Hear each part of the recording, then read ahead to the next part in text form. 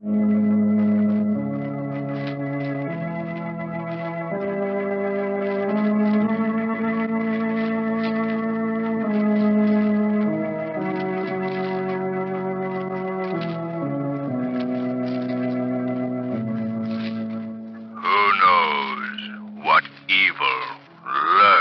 the hearts of men. The shadow knows.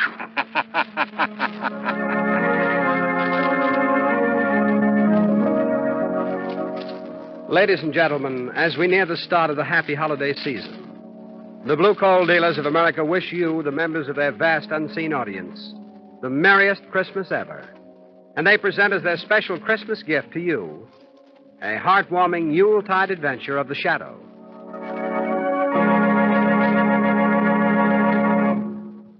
Before the Shadow starts his adventure, I'd like to add my Christmas greetings to those of the Blue Coal Dealers of America. You know, their product, Blue Coal, is the modern equivalent of the old-fashioned Yule log. You can depend upon Blue Coal to bring warmth, good cheer, and comfort to your home 24 hours of the day. And with each order of Blue Coal is included the free extra home heating service of your friendly Blue Coal dealer. Is your bin well filled for the holidays? If not, phone your neighborhood Blue Coal dealer first thing in the morning.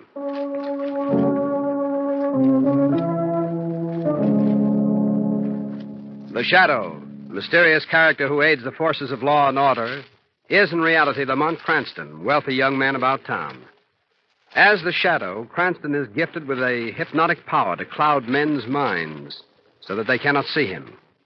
Cranston's friend and companion, the lovely Margot Lane, is the only person who knows to whom the voice of the invisible Shadow belongs. Today's drama, Joey's Christmas Story.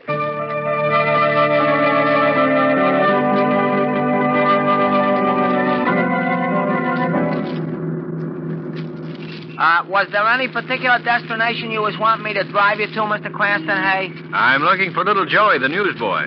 Oh, well, if it's a paper you want, I could stop at any... No, we're looking for Joey, Shrevey. We have a special date with him that we keep every Christmas season. Oh, you mean like a rendezvous, huh? That's right, Shrevey. Every year for the past 3 seasons, we've taken Joey on a tour of the toy sections of all the department stores. Oh, well, now, ain't that nice?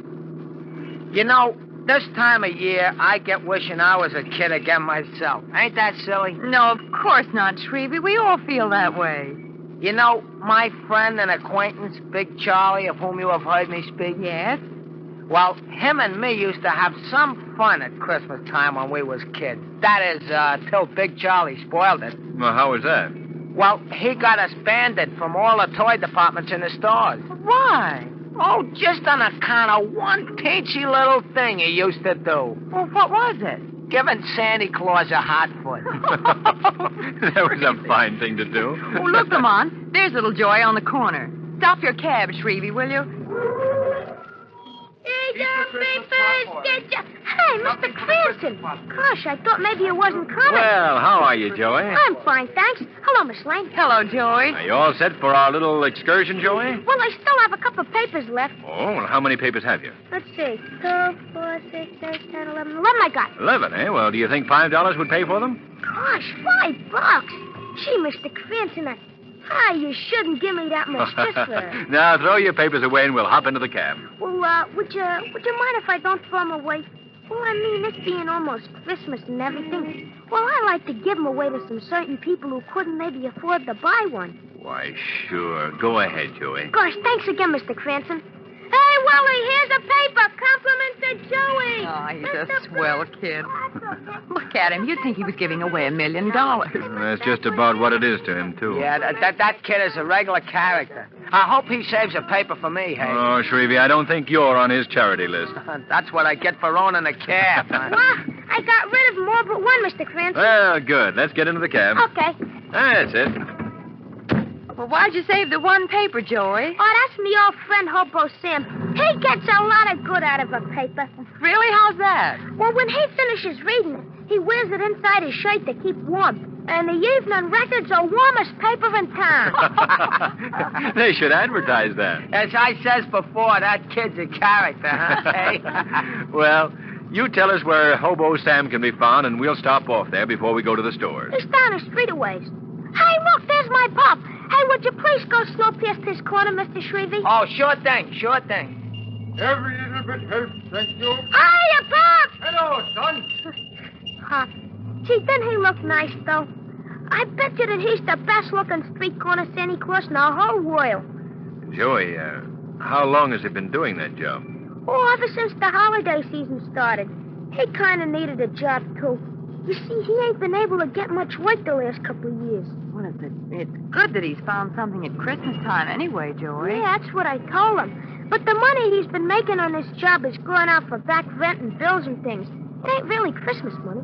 Oh, so your prospects for Christmas are still none too bright. Well, Mr. Cranston, I ain't worried.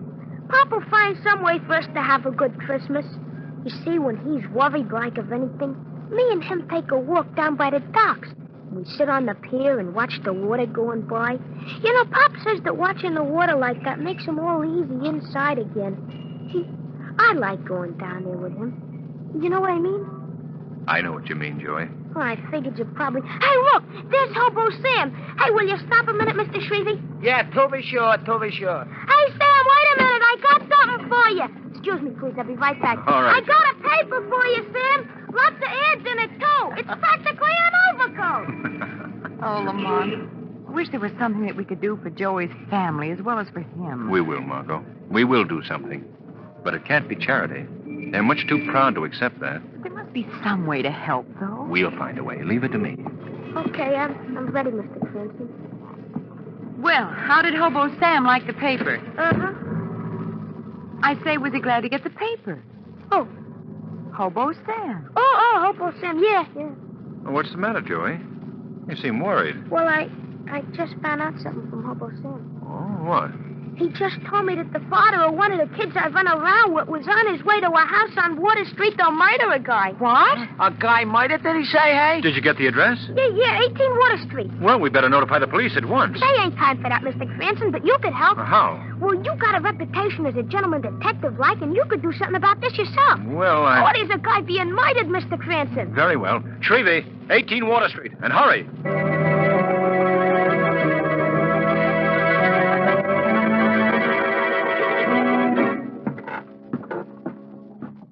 Sure you got the right address, Joey? This is just an old deserted warehouse. I know this is the right place, Miss Lane. A lot of the men come here to play cards and stuff. Well, we'll see what's in this room here. Come on. Lamont, look at this room. Yes.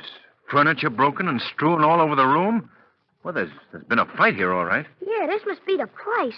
This must be it. Look, right there. Blood on the floor. Yes, I see it. No sign of a body, though. No sign of a body. No. Joey, what are you doing? Oh, just making notes in my notebook. I like to keep a record of how a detective works. This room looks as if a dozen men had staged a brawl here. Looks like doesn't. More notes, Joey? Yes, sir. I can't make head or tail of this thing. Dozens of clues and no evidence. Lamont, look here. Hey, what is it, Margot? Note, I found it on the floor. Hey, what does it say? Hurry to 19 West Street before another disaster occurs. Well, that's a mighty convenient message. They must have been expecting help. Come on. We're going to 19 West Street.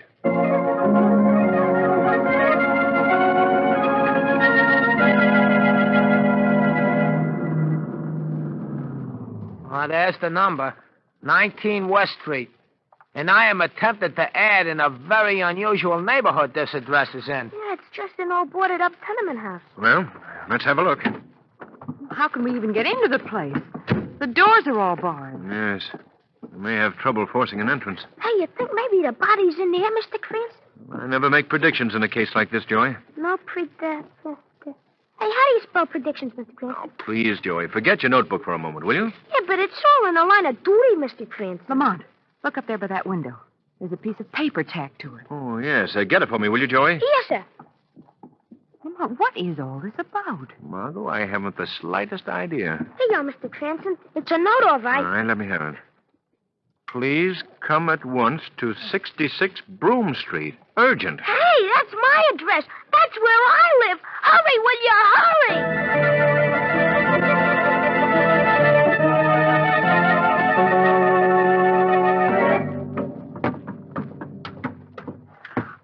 spot is right on this floor. Above here's a sort of a storage place, like kind of an attic. Oh, I suppose we better look up there. Joey, what are you doing home so early? Oh, hello, Mom. I'm working on something. Oh, again, Look, eh? Mom, please. This here is Miss Lane, Mr. Cranston. How do you do, Miss How do McNulty? you do? Did Pop get home yet? Well, you know he has another hour to work in the corner. And what are you up to now, young man? We think there's a dead man up in the attic. A dead man? Glory be to heaven. No, don't be alarmed, Mrs. McNulty. It's just a superstition. Well, whatever it is, I don't like it. Oh, don't you really think that there's a dead guy up there, Mr. Cranston? No, I don't think so, Joey. Yeah, but them notes and the blood and everything in the warehouse. What about them? Well, don't that mean somebody's dead? Not necessarily. But it does in all the detective stories. You read detective stories, do you, Joey? Well, sure. I'm surprised at you, Mr. Cranston. I always thought that when a detective saw blood and everything... But I'm not even sure it was blood. It was so blood. How do you know? How do I know? Didn't I cut my own finger? Aha, I suspected as much. Yeah, but wait a minute. What I meant to say was... Well, I mean... You mean you staged this whole thing just for our benefit, didn't you? Well, Joey, did you do that? Well, maybe I sort of did it that. What did he do? What are you up to now, young man? Just a little game that Joey played on us, Mrs. McNulty. A game that sort of backfired. Oh, gee. And I thought I had it planned so good. You did, Joey. You just made one mistake. Only what? What? Those notes were all in your own handwriting. The same handwriting you used in your notebook. What do you know? Am I a dope? What was that? Joey, is this part of your game? No, honest. I don't know nothing about that. Well, we better have a look up here in this attic. Wait there, Margot. Hey, I'm coming with you. That's the door right ahead. Gee, it's Mr. Oh, Murphy. he's been hit on the head. Say, that's a nasty wound. Who is he, Joey? Well, Mr. Murphy's sort of the rich guy here in the neighborhood. And he's the meanest and stingiest one, too. I see. What happened? What happened to you, sir?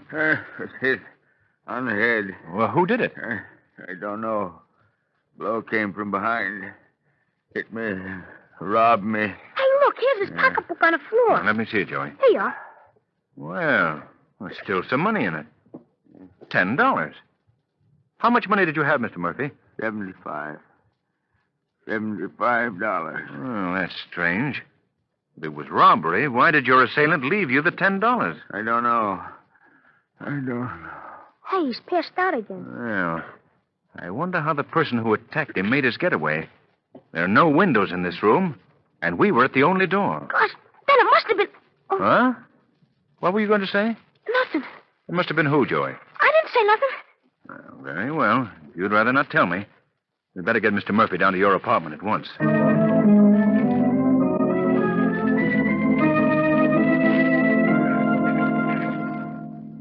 Well, the wound isn't serious, but it might not be wise to move him until a doctor has had a chance to look him over. I'll phone for Dr. Collins right away. Oh, thank you very much, Mrs. McNulty. Thanks. Now, Margot, if you could get me some hot water, please. Ma, I didn't know you were home. Gee, Pop. I guess you were so busy cooking you didn't hear me come in. Oh, no, Pa. I'd have seen you. Hey, Pop, come on in here. Hello, son. What's going on here? It's Mr. Murphy. He got hit and robbed. Oh, well, no, that's too bad. Yeah, these are friends of mine, Pop. Miss Lane and Mr. Cranston. How do you do, Miss McNulty? How do you do? Mighty glad to know you folks. Well, I think we better be getting along, Joey. Yeah, I guess maybe you had. But let's make a date now to go to the store tomorrow afternoon, shall we? Oh, sure, thanks. Goodbye, Joey. Miss McNulty. So Bye. What do you suppose happened to that man, Lamont? I'm not quite sure yet. There are several things that are obviously not on the up and up. Wait a minute. What do you mean? Well, first of all, why should the crook, whoever he was, leave $10 in the man's purse? Yes, I thought of that. And secondly, how did he make his escape from that loft? And why was little Joey so upset by it? He almost revealed something to me up there, and then he changed his mind. Why do you suppose Mr. McNulty acted so strangely? I'm just as curious about that as you are, Margot. I don't believe his story about coming into the house unnoticed. Tomorrow, Margot, we're going to stop at Mr. McNulty's corner and have a little talk with Santa Claus.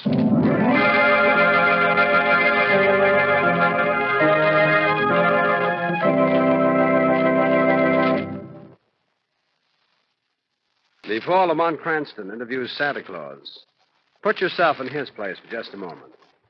If you had the privilege of a personal interview with Kris Kringle, what would you ask him to bring you?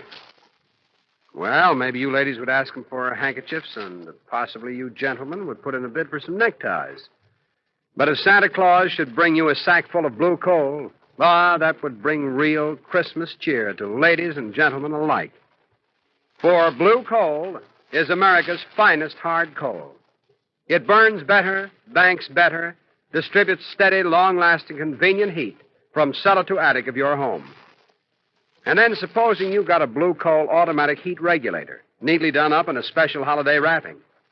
Then you'd be doubly lucky, for you'd have the perfect heating combination for economy and comfort. Blue coal and a blue coal automatic heat regulator. But if you don't get the opportunity to interview Santa Claus personally, here's the next best thing to do. Phone your friendly blue coal dealer. You'll find him willing and eager to help you with any home heating problem. His name is listed in the Where to Buy It section of your classified telephone directory under the words Blue Coal. And now back to Joey's Christmas story.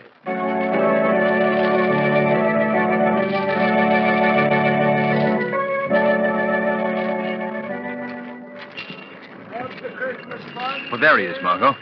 What you putting on this snow now? Good afternoon, Mr. McNulty. Oh, I beg your pardon. I thought that this was Mr. McNulty's corner. Well, it was till this morning. Well, what happened? Oh, he didn't show up, so I got his uniform and location. Well, where is he, do you know? Well, you got me, mister. Maybe he's up at the North Pole getting the reindeer ready for the big run. Keep the pot We should boiling. stuff him for over the mantelpiece. Well, Lamont, what do you suppose has happened to him? I don't know. Something is wrong, though. I think that the shadow has a call to make at the McNulty flat.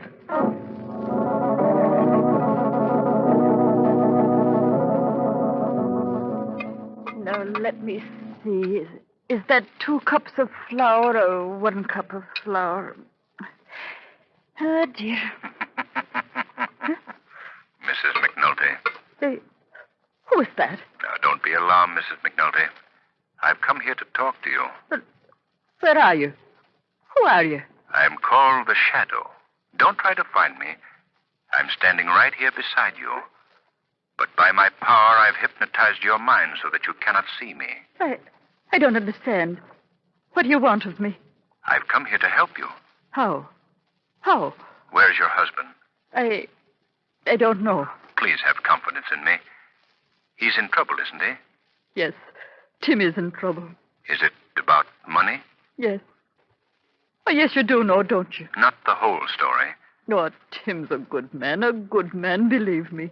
And what he done because, well, because of me and little Joey. Tell me about it, please. Well, last night, after the doctor come and took Mr. Murphy home, Tim made me a present of $65. Did you know where the money came from? No. I mean, I wasn't sure. I asked him about it. I asked him where he come upon such a sum of wealth, and he avoided my question. I see. All he could tell me was that this Christmas, Joey and I were going to have all the things he couldn't give us in the past. I understand, Mrs. McNulty. And this morning, after he went to work, I found this note from Tim sitting on the kitchen table. What does the note say? It says that he was the one that robbed Mr. Murphy. Oh, my Tim done that. My poor Tim. Did he explain why he did that? Oh, yes. That the money had been owed to him by Mr. Murphy for several years. He tried many times to collect it from him, but Mr. Murphy is, well, a kind of a stingy person, you see. So he chose that way of getting the money that was rightfully his. Yes, that was it. Oh, but he knew he'd done wrong in doing it that way. Tim knows that now. He knows that he'd acted in desperation just for me and little Joey. That was the only reason. I believe that. It couldn't have been anything else. Now he's ashamed. He's ashamed most of all because little Joey knows he done it. You see, there's a back stairway from our flat to the attic, and Joey knows that. And he knew that his pop had used those stairs. Where do you think your husband's gone? Oh, if I only knew. But that isn't my only worry. Well, what do you mean? I'm afraid little Joey's gone, too. Why? He said he'd be home by 2:00, and it's almost 6 now, and no sign of him. And about an hour ago, one of his little friends come by to find out where he was. He told me that Joey hadn't been on his corner all day. Now, Mrs. McNulty, don't worry, please. I give you my word. They'll return. And everything will turn out all right.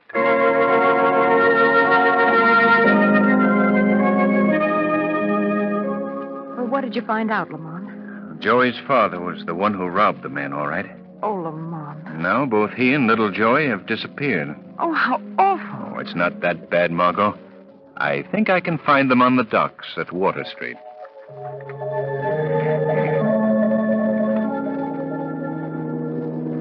Gee, Pop, why'd you have to do that to Mr. Murphy? I don't know, son. Golly, we didn't need the money that bad. Oh, Joey, can't you understand? This year I wanted you and your mother to have all the things I couldn't give you in the past. I've been a failure, Joey. A failure. Oh, that ain't no way to talk. You've been a swell, Pop. Whatever you've done better than anybody in the whole world. Even Santa Claus. You're the best Santa I ever seen. Better even than the real one. Ah, that's nice to hear, Joey, but tain't so. Pop, I don't know what's got into you. Gee, don't you remember all the things you told me when we've been down here by the river before? About courage and hope and the future and all the things you told me I should look for. That was for you, Joey, not for me. Yeah, but I'm proud of you, Pop. Whatever you are, that's what I am. And Mom feels the same way. We're all together. All for each other, honest. Joey is right, Mr. McNulty. Who was that? Who spoke? I did. Who are you? Men call me the Shadow. The Shadow? Holy smoke, it's the Shadow, Pop. You heard of him, the invisible guy. Yes, Shadow. If you've heard of me, then you both know that I'm here to help you. Gee, did you hear that, Pop? The Shadow's gonna help us. Yes, but how? I know of the trouble that you're in, Mr. McNulty. I know what you did to Mr. Murphy. Oh, he wasn't to blame for that, honest, Mr. Shadow. Yes, I was. I was, Joey. But Mr. Murphy was a mean old man. He had plenty of dough, and he owed Pop that money for years and years and never paid it to him. That's why Pop done what he done. I know. I realize that, Joey. Well, what I did was wrong, Joey, and I must pay for it. I'm going to tell my story to the police. Oh, no. I don't think that will be necessary, Mr. McNulty. There's another way, a better way. Well, what is it? I want you and young Joey to go to Mr. Murphy's house. Tell him what you've done. Oh, he'd send Pop to jail for life. Wait, now do as I say, please. I'll be there with you. I believe if you explain your reasons to him, honestly and sincerely, tell him why you did what you did to him, even as hard a man as Mr. Murphy will listen to reason on this night of nights, Christmas Eve.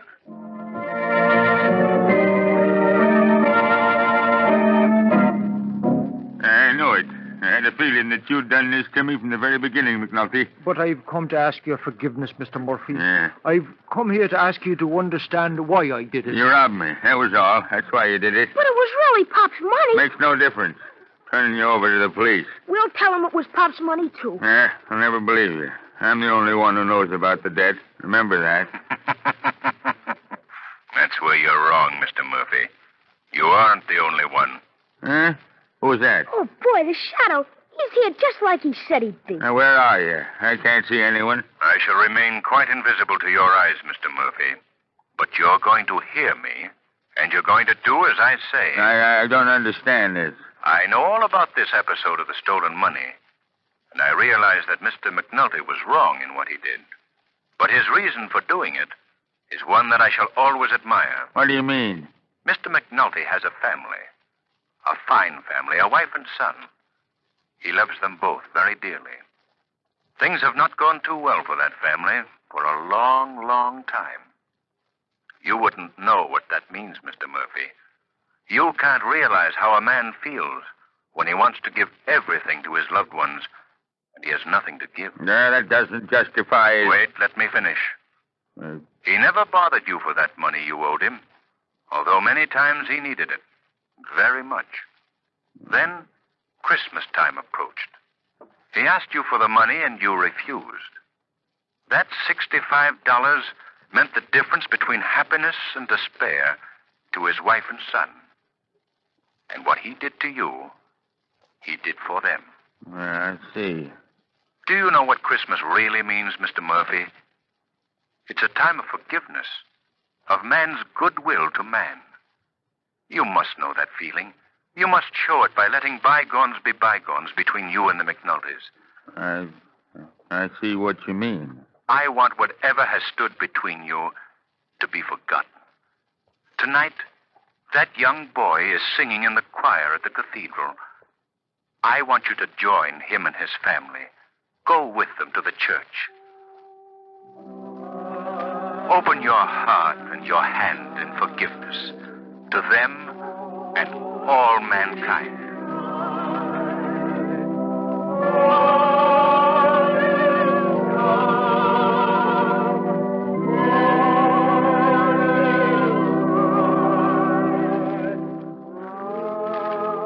Oh, that was so lovely, Lamont.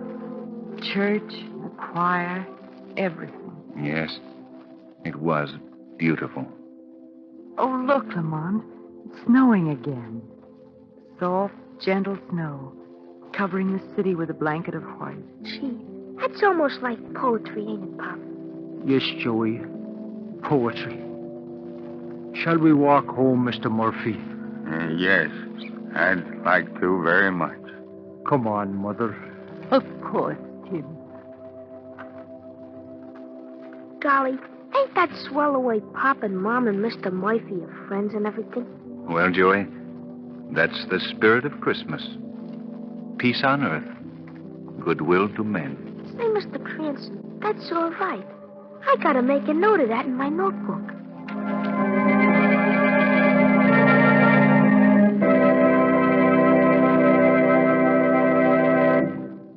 In just a moment, we'll hear once again from the shadow.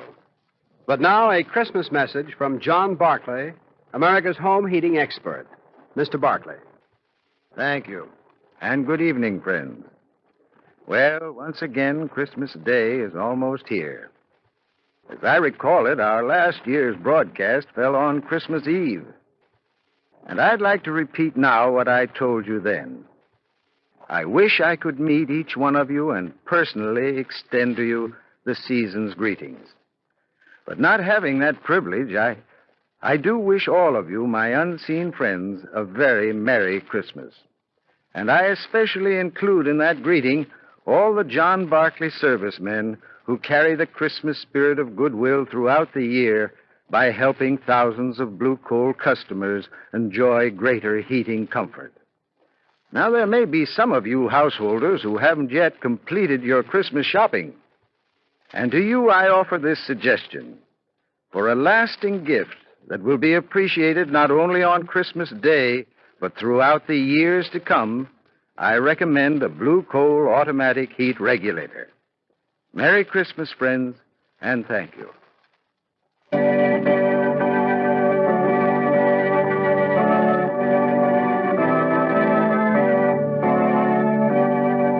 Today's program is based on a story copyrighted by the Shadow magazine.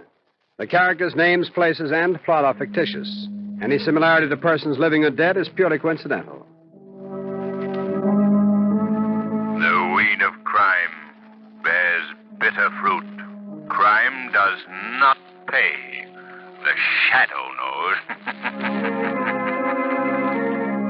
Next week, same time, same station, the Blue Coal Dealers of America bring you an adventure of the shadow chock full of thrills and dynamic dramatic action. So be sure to listen. And be sure to phone your friendly Blue Coal dealer for greater heating comfort at less cost. We wish you a very Merry Christmas on behalf of our entire cast.